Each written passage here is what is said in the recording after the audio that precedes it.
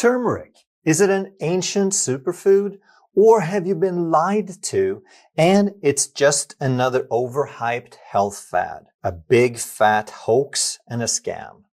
Well, the truth is somewhere in between, but here's a catch. A little sprinkle on your food won't cut it. If you want real results, you need to understand how turmeric actually works in your body.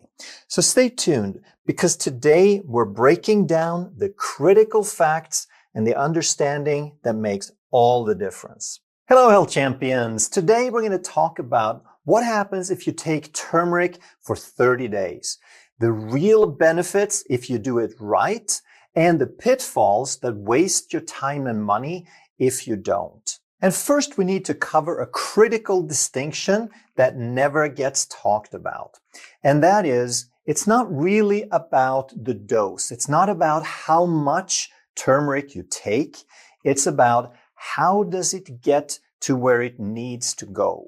Because a lot of people have this simplified understanding that if you have a supplement or if you have a food and you put it in your mouth and you chew and swallow, now they believe that it's inside your body. And that is not how it works. Because first, when you eat it, now it is inside your gut. It's inside your intestines. That's just a tube. That's separate from your body. It starts in one end and goes out the other. If nothing leaves the tube, not a single molecule would enter your body. So from there, it needs to get into your bloodstream.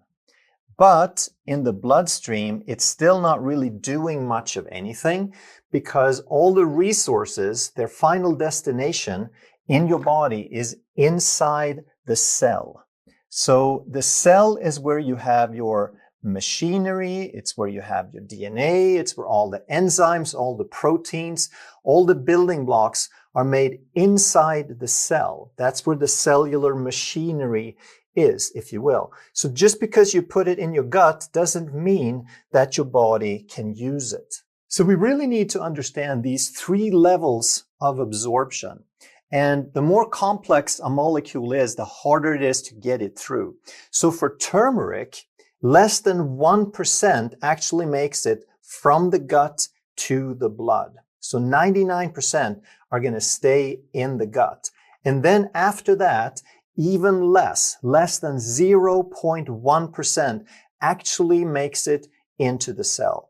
So today we're going to talk about how to get it to the different levels, and does it really matter if we get it from one place to another. So now, what happens to that 1% of turmeric that makes it into the bloodstream?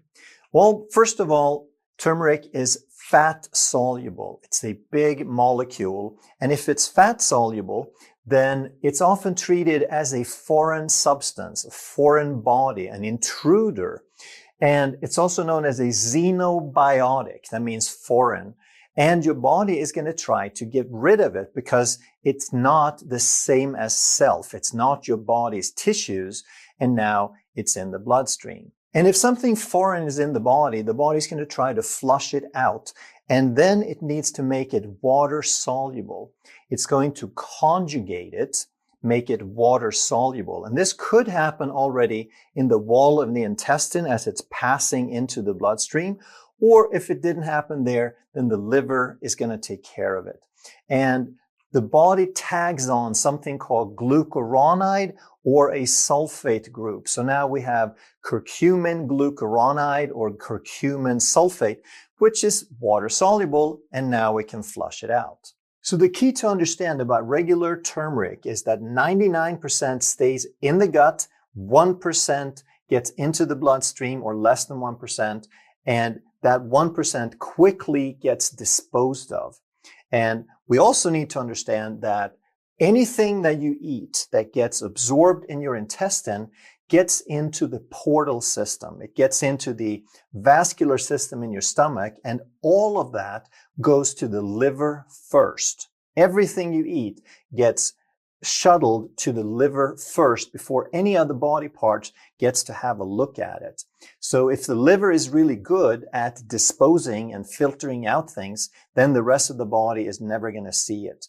So in this case, 99% stays in the gut, but all is not lost. And we'll come back and talk about this because there are some benefits to that, having that in the gut. And if you've been around turmeric or curcumin for a while, you know that it's very, very popular to add pepper because people know that it's so poorly absorbed, less than 1%. But if you add pepper, now you're going to absorb more. So what happens now is from the gut to the blood, we go from about 1% to somewhere between 5 and 8%. So a lot more of that turmeric gets into the bloodstream. But here's the thing. This is still fat soluble. It is still a foreign substance, and it's still going to get conjugated very, very efficiently by the gut membrane, by the wall of your intestine, or by the liver that gets the first shot at cleaning out everything. And it's so good at this, it gets rid of most of it on the first pass. So therefore, even though we get a lot more of it into the blood, we're not really going to get any more of this turmeric or the curcumin, which is the active component of turmeric, into the bloodstream. We're going to get a little bit more, but because the liver is so fast, it's going to clean that out before it has a chance to get into the cells. So quite recently, there was a game-changing development. What they found is that if they take the turmeric, the curcumin, and they tag it to fenugreek seed, which has something called glucomannan. That's a fibrous substance, that's a soluble fiber. And if they kind of mix it and pack it with this glucomannan, with this fiber, then the fiber attracts water and it makes what's called a colloidal complex. And don't worry about the fancy words. It simply means this fiber pulls water to it and it sort of makes a bubble or a gel around the turmeric. So you want to think of this now as tiny, tiny bubble carriers. So each little piece of turmeric now has a carrier and it's enclosed in that bubble that's going to carry it and protect it wherever it goes. And this little bubble, this colloid, is relatively stable, which means it's going to break down. It's going to have a slow degradation, and that means it's going to have a slow release in the intestine. It's not all going to get just absorbed and then the liver flushes it out. It's going to be gradually absorbed. So we have a sustained slow release and therefore a sustained slow absorption. So it's like a trickle. We get a little bit during a long time, and that makes it easier for the body to utilize it. So for these reasons, with this colloidal complex, we get a dramatically increased absorption of the turmeric into the blood from the gut. And now, unlike the plain turmeric or the turmeric that was assisted by pepper into the gut, now we have something that is already water soluble. It's not as foreign as the previous turmeric. So this protective colloid, it is water soluble. It is less visible to the liver enzymes. The liver is not going to catch all of it on the first pass. And also because it has this slower breakdown, and more of it is going to get past the liver in that first pass. Now we're going to get a dramatically increased absorption, not just into the blood. So we have a lot more in the blood, but a lot more of that is now going to get into the cell. So let's look at this critical distinction and the 3 levels of where it needs to go again. But now let's put some numbers on it. So from the gut to the blood, if we have plain turmeric, now we said that 99% is going to stay in the gut, 1% is going to make it across this membrane and get into the bloodstream. If we add the pepper to the turmeric, we increase that, so about 5 to 8% is going to make it through, the rest stays in the gut. However, with this fenugreek complex, 70 to 80% stays in the gut and 15 to 30% is going to make it through. So dramatically more. But the difference is much bigger than what it looks like so far. Because when we're talking about how much gets into the cell, remember that the first two, the liver is going to clean out the vast majority of that on the first pass. So less than 0.1% is actually going to get into the cell, and 1 to 2 times more is going to get through with the pepper, but 1 to 2 times almost nothing is still almost nothing. Whereas with the fenugreek complex, now we have this protective colloid.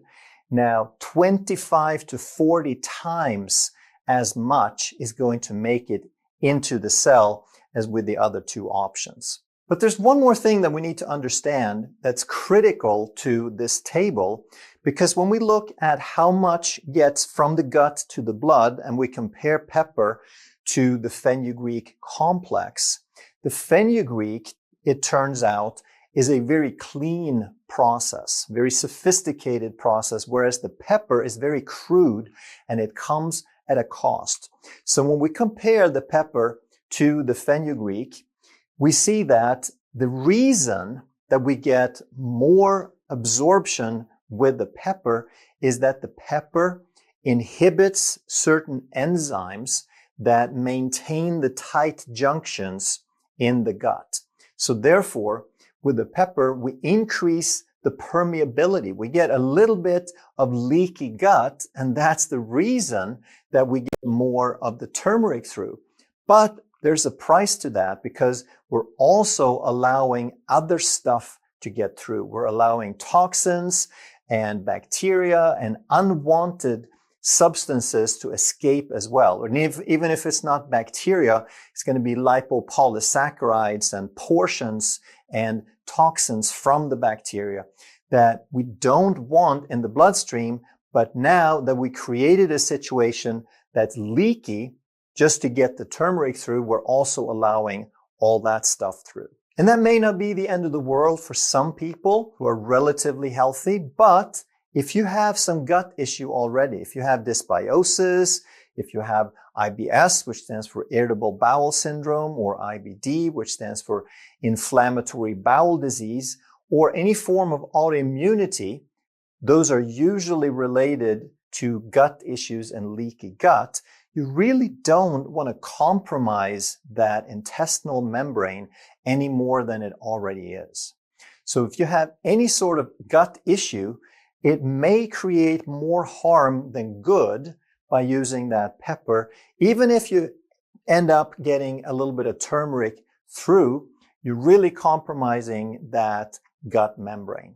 And also we need to realize that whatever benefit we might have from getting some turmeric through is rather short-lived, because the liver is so quick at cleaning out all that turmeric in the bloodstream. When we compare that now to the colloid, to the fenugreek, now everything about this works with the body. It doesn't compromise it.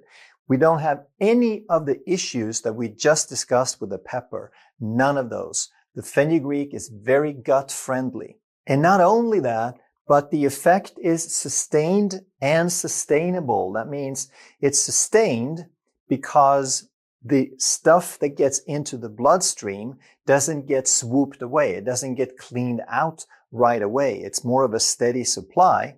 And it's sustainable because you can keep taking it for a long, long time, since you're not going to compromise your gut. You're not going to make anything worse in the process. So now you understand how the different forms of turmeric get to the different places in the body. But now, why are we wanting to do this in the first place? What's the benefit, and how do the benefits differ in the different compartments, in the gut, in the blood, and in the cell? And of course, we want to remind ourselves that turmeric has been around for thousands of years, long, long before we knew how to add black pepper, or long before we knew how to create a fenugreek colloid to get it across the barrier. So even just getting it into the gut must have some benefits. So if we take regular plain turmeric, the way we've used it for thousands of years, it comes from the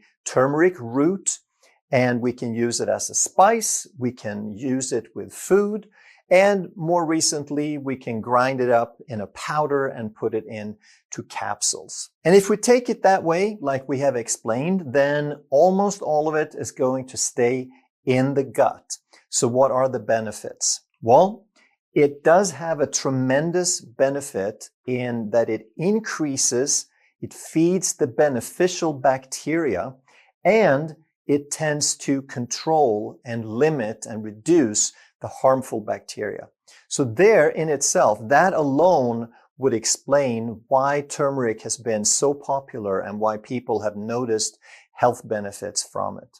And then in addition to that, it also has been shown to strengthen the gut barrier, to reduce the amount of leaky gut. So that's a great thing. And in doing that, it reduces gut inflammation. So a lot of the inflammation comes from the harmful bacteria, and a lot of inflammation comes from the fact that if we have a leaky gut, then we have things get across the membrane that aren't supposed to, and those create sensitivity reactions and inflammation. But also turmeric helps improve the flow of bile, and in doing that, it helps us digest fats better. So if you're using plain turmeric, then these would be the traditional benefits that you can get. And I love curry. I use it on a lot of different foods, and in some foods I use a lot. Like in a recipe, I'll use like half a cup of curry sometimes. And so if you like it, I would suggest you sprinkle a lot of it on your food, and you will get some of these traditional benefits. And then we move on to the next compartment, which is the blood. And here there are still benefits. Remember, the drawbacks that I talked about with pepper was the fact that we compromised the intestinal membrane, and we compromised our gut and immune system to a degree to get it into the bloodstream. But once it's in the bloodstream, it does have some benefits. However, they're going to be mild and transient, which means short-lived. And that's simply because there's not that much happening in the bloodstream other than transporting things. And it's going to be short-lived because it gets cleaned out so quickly. But we will see some systemic antioxidant effects because the turmeric or the curcumin can reduce the free radicals that we have in circulation. We will see some systemic anti-inflammatory effects because, again, the curcumin will have a modest effect in reducing C-reactive protein, which is inflammatory. It will reduce TNF alpha, tumor necrosis factor alpha, and IL-6, interleukin 6, which are all inflammatory markers. And it will also support the liver in its detox process because it will have some short-lived support for those detox pathways. But now let's talk about the most exciting part. If we can actually get some of this curcumin into the cell, now we're talking about a game changer that we could never reach with the traditional use of turmeric or curcumin. And now we're going to see some deep and sustained benefit at a whole different level than in the gut. We're going to see anti-inflammatory effects, but now they're going to be at the level of gene expression. It's not just going to be working on some inflammatory compounds or some signaling molecules. We're talking about at the level of gene expression. So inside the cell, this curcumin can reduce what's called NF-kappa beta at the genetic level, and this is a pro-inflammatory switch in your DNA. So by reducing that, we're indirectly affecting hundreds of inflammatory compounds. And then we have another switch called NRF2, which works the other way. It's also at the genetic level, but this switch is going to turn on our natural antioxidants and our detox system. So we have these two opposing switches, and Curcumin works both of them in our favor. It basically turns down the bad one and turns up the good one. This NRF2 switch also affects our mitochondria in that it protects them and help repair them better. And curcumin also increases the glutathione in the cell, which is our body's most important intracellular antioxidant. It's responsible for the majority of antioxidant activity. So it's much, much more important than any antioxidant that you would eat. And this is all part of these switches and control systems. But some of the most exciting benefits come from the neuroprotective benefits that we have. So it crosses the blood-brain barrier. Once we can get it into the cell, it also crosses into the brain cells and the neurons. And in there, it's going to help, of course, with the stuff we talked about, with inflammation and antioxidants, but it's also going to boost BDNF, brain-derived neurotrophic factor, which is like this miracle grow for the brain that I often talk about. It helps the brain make new synapses, new branches, and new connections, and therefore it supports our neuroplasticity, our ability to adapt and create more complex neural networks. And it even has some metabolic support in that it can improve insulin sensitivity, it can improve lipid metabolism, and of course, very important part of metabolism is the liver, and it will support the liver's overall health. But remember, these two last slides, all of these benefits can only happen if we get it into the cell, and that does not really happen with traditional use of turmeric. So if we start using turmeric for 30 days, what are the benefits that we can look forward to? Well, some of the first changes and improvements we're going to see very early in 7 to 10 days. We might see some gut effects, some improved digestion, some improved gut comfort. And part of this would also be reduced bloating because we have a better balance of bacteria. Now, we probably will also see an improvement in immune function and less inflammation because there's less immune hypersensitivity. The immune system is not overreacting as much anymore. And therefore, we'll see a decrease in systemic inflammation from the gut as well. And even though we can see these in just a few days, we're going to see the effects build over the 30 days. But then in 3 to 4 weeks, we're going to see the more far-reaching systemic benefits once we see some better gene expression from these factors that we talked about. So we'll see a reduction in body inflammation and stiffness, potentially. We might see some clearer thinking with less neuroinflammation and with better energy production. We could think clearer, but also have better energy and mental energy levels overall. We will probably see an improvement in cellular defense and antioxidant capacity, which is a component of the immune system, as well as a overall more balanced immune signaling from the nervous system and from the overall control system. So out of all the products, the different types of delivery systems that we discussed, I would suggest that you take some plain turmeric because it has some gut benefits. There's a long history for thousands of years. We know that even if we can't get to those last slides that I talked about with the intracellular stuff, there's still very substantial value to this, and it is very inexpensive. You can go to the farmer's market and you can buy the root for a few dollars a pound, or you can buy it as a spice, and it's very inexpensive. And it is a wonderful spice, especially with Indian and Asian dishes. So I love curry, like I said. And you could use the root, you can use the spice. And if you want to add on a little bit, the capsules can also be very inexpensive, where they just grind up the powder. And there's nothing wrong with taking a few extra there. And then I would suggest also that you supplement and you try out, if you really want the benefits of what turmeric and curcumins can do for your inflammation and your cellular health, Then you want to take some with that fenugreek colloid. And the best product that I have found and tried and used, it's called Turmeric Forte.